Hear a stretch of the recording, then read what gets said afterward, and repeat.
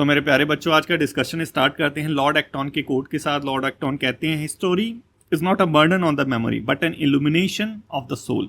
देखो मेरे प्यारे बच्चों, यहाँ पे सिंपल मतलब है इस कोट का कि यहाँ पे जो वर्ड ले रखा है बर्डन ऑन द मेमोरी, मतलब क्या कि हिस्ट्री के अंदर जो हमारे साथ कुछ गलत होता है उसको हम एज अ बर्डन लेके चलते हैं कि इसको जो है हमें करेक्ट करना है, ठीक है।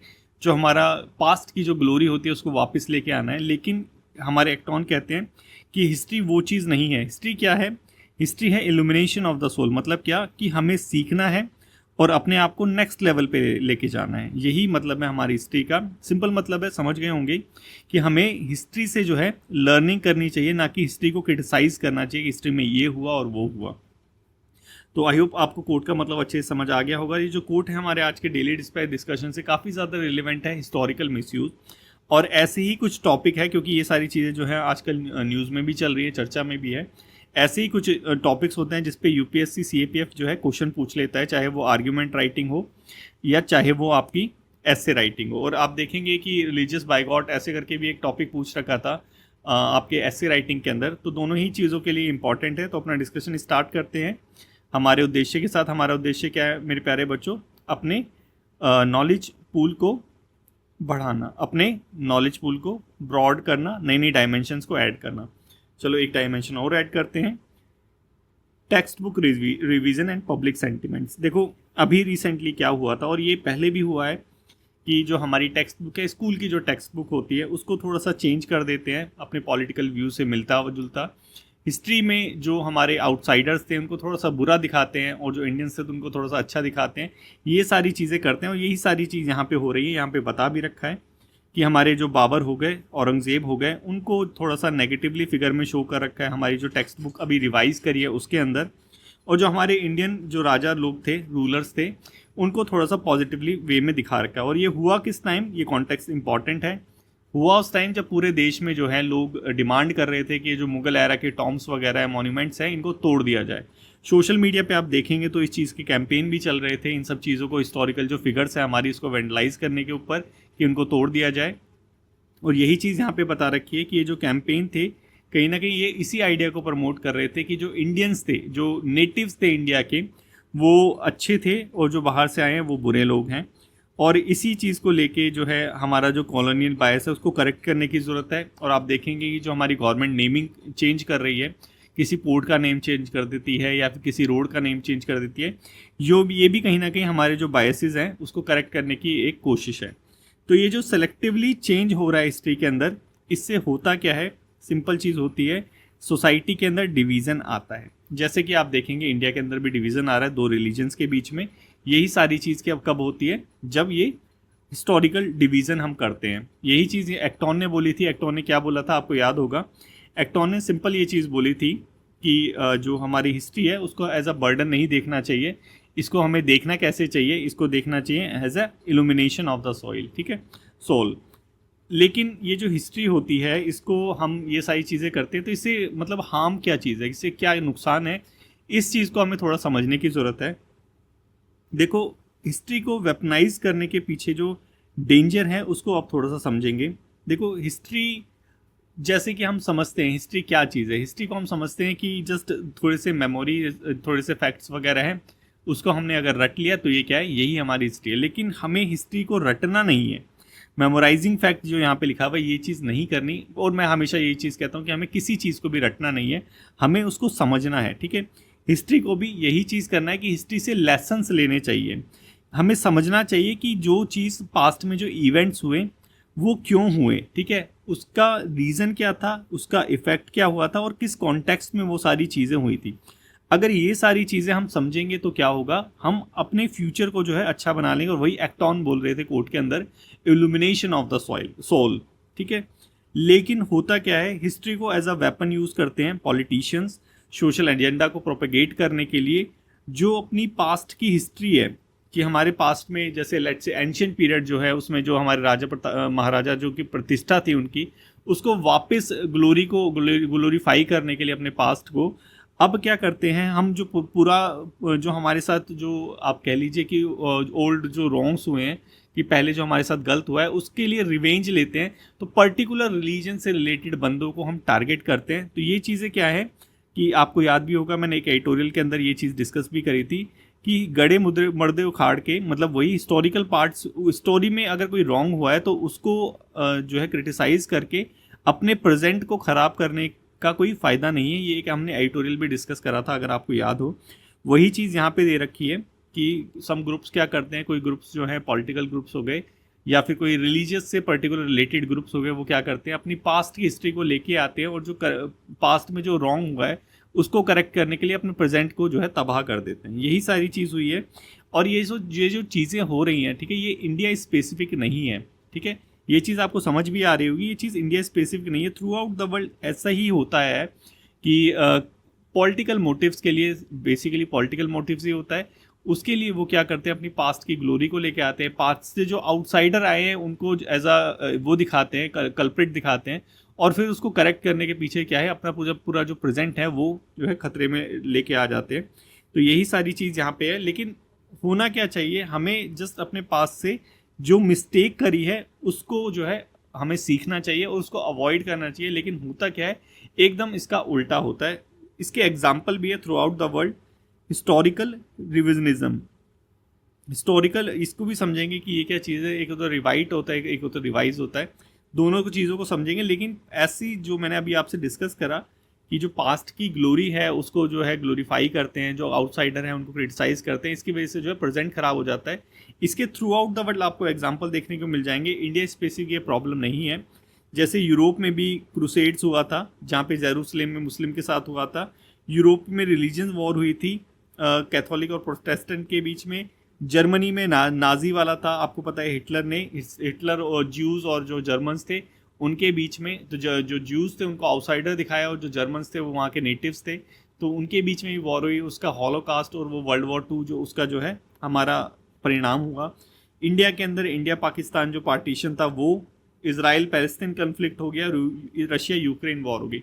तो सबके अंदर कहीं ना कहीं एक ही जो है आपको कॉमन ट्रेंड देखने को मिलेगा, क्या कि स्टोरी को ग्लोरीफाई किया जा रहा है, कि जैसे नाजी ने भी यही किया था, स्टोरी को ग्लोरीफाई किया था।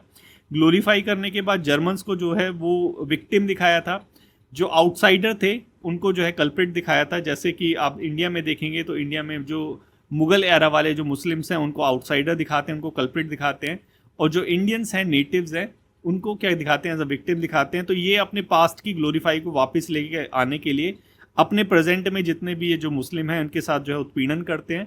सिमिलरली नाजी में भी ऐसा ही हुआ था। जर्मन्स थे, जो नॉन जर्मन्स थे, जो ज्यूज थे, जो माइनॉरिटी थे, उनके साथ जो व्यवहार किया वो हॉलोकास्ट था। आपको पता भी होगा, गैस चैम्बर में जाके उनको मार दिया जाता था और लाखों संख्या में जो है ज्यूज की हत्या की गई थी ड्यूरिंग द वर्ल्ड वॉर 2। तो ये क्या चीज़ है, वही जो हमारे एक्टॉन ने बोली थी कि हिस्ट्री को एज अ बर्डन देखते हैं, ग्लोरीफाई करते हैं और फिर उसको करेक्ट करने के लिए जो अपना प्रेजेंट है वो बिगाड़ देते हैं। सब सीन्स में यही दिखता है। अब यहाँ पे दो चीज़ आती है, एक हिस्टोरिकल री इंटरप्रिटेशन, एक होता है रिविजनिज्म। ठीक है, ये जो हमने एग्जाम्पल देखा, ये किसका एग्जाम्पल था, ये था हिस्टोरिकल रिविजनिज्म। मतलब हिस्ट्री को हम रिवाइज करते हैं, किसके, उससे पॉलिटिकल मोटिव से, मतलब पॉलिटिक्स की वजह से जो है, अभी देखा ना टेक्स्ट बुक जो थी वो थोड़ी सी चेंज हो गई थी।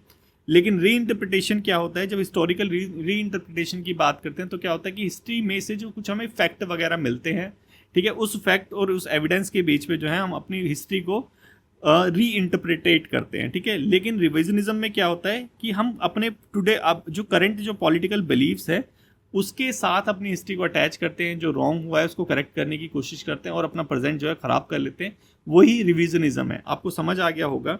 तो यही सारी चीज़ थी। अब करना क्या चाहिए, करना सिंपल यही है, जैसे एक्टॉन ने बोला था कि हमारा पास्ट क्या है, हमारा पास्ट एक टीचर है। टीचर क्या सिखाता है हमें टीचर सिखाता है कैसे अपनी गलतियों को जो है हम सुधारें, कैसे अपनी गलती को जो है हम करेक्ट करें।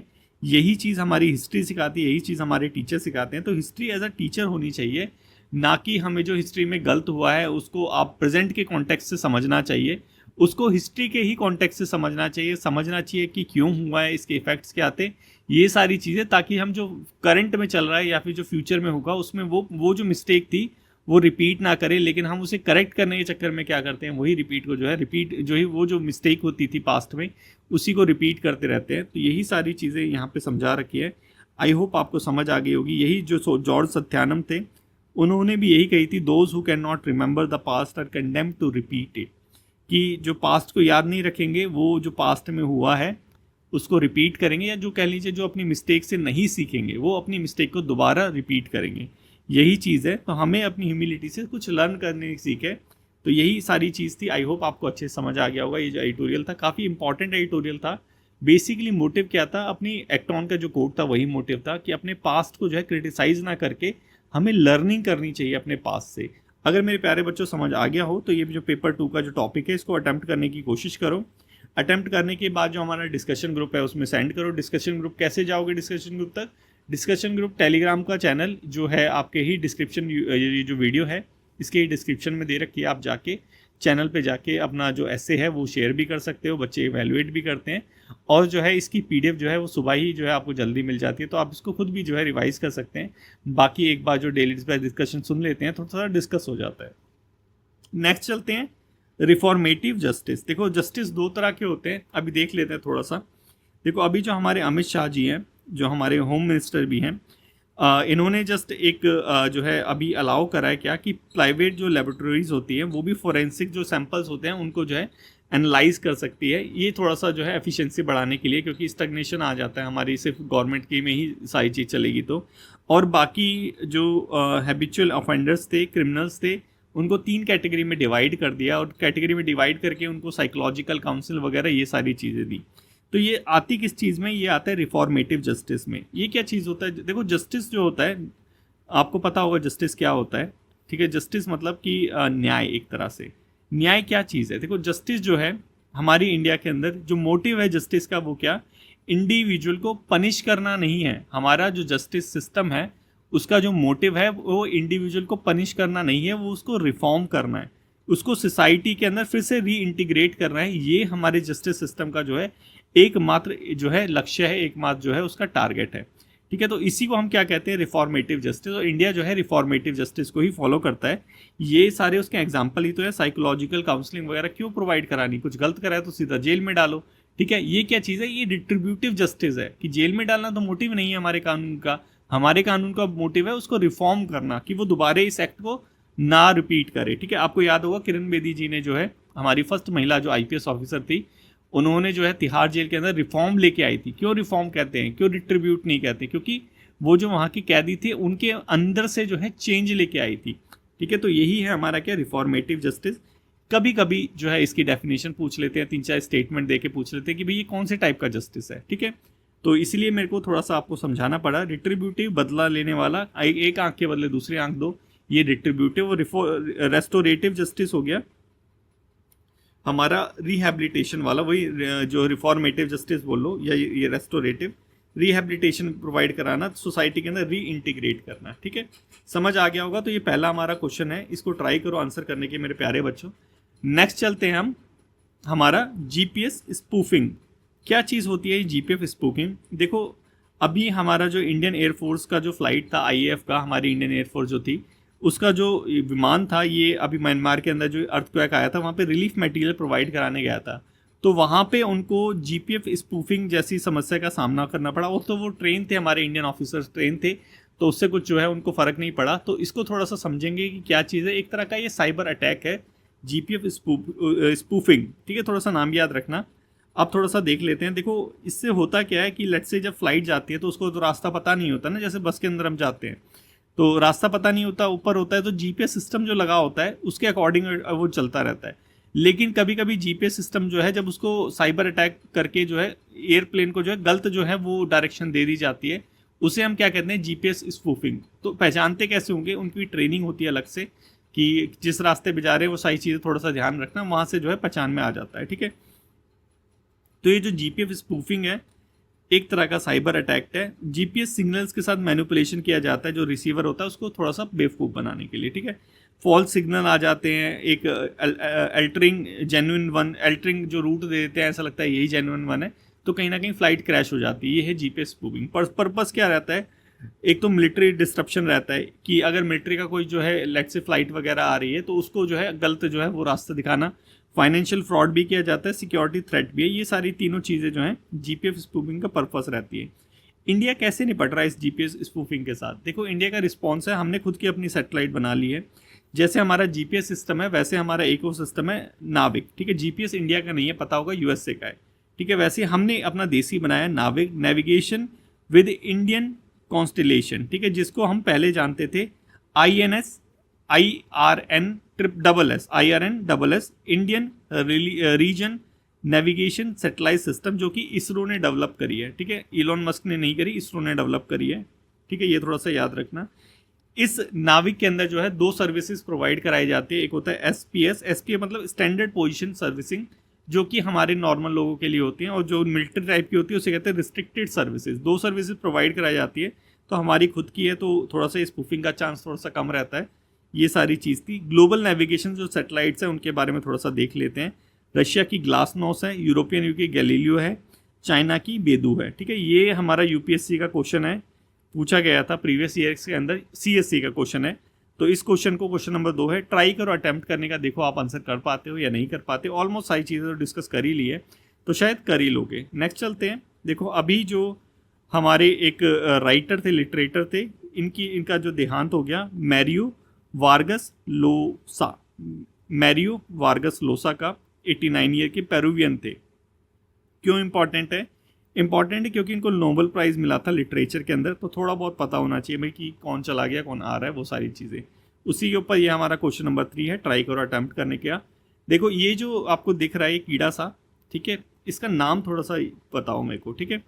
ये ऐसा था, ये आज का नहीं है, ये आप 2017 से 18 से ये चल रहा है, ये न्यूज़पेपर के अंदर घूमता रहता है ये वाला, ठीक है। ये क्या चीज़ है, इसके अंदर कुछ ऐसी क्षमता है कि ये स्पेस के अंदर, ज्वालामुखी के अंदर, मतलब एडवर्स जो एटमॉस्फेयर है इवन स्पेस के अंदर भी जो है सर्वाइव कर लेता है, ठीक है। तो ह्यूमंस इससे सीख सकते हैं कि इसके अंदर भाई वो क्या चीज़ें हैं जिससे सर्वाइव कर लेता है। तो इंडियंस जो हमारे ह्यूमंस हैं उनकी भी जो लाइफ है उसको थोड़ा सा लॉन्ग कर सकते हैं इससे कुछ सीख के, ठीक है। तो यही जो सीखने वाली चीज़ है आपको भी करनी चाहिए। तो आई होप इसका नाम चलो कमेंट बॉक्स में कमेंट करो। नेक्स्ट हम चलते हैं, आई होप कि ये सारी चीज़ समझ आ गई होगी। नेक्स्ट है हमारे MCQs कल वाले, ठीक है। IK में, ठीक है, हमने देखा था तंजानिया के दर एस सलाम में ये एक्सरसाइज हो रही थी, नवल एक्सरसाइज थी।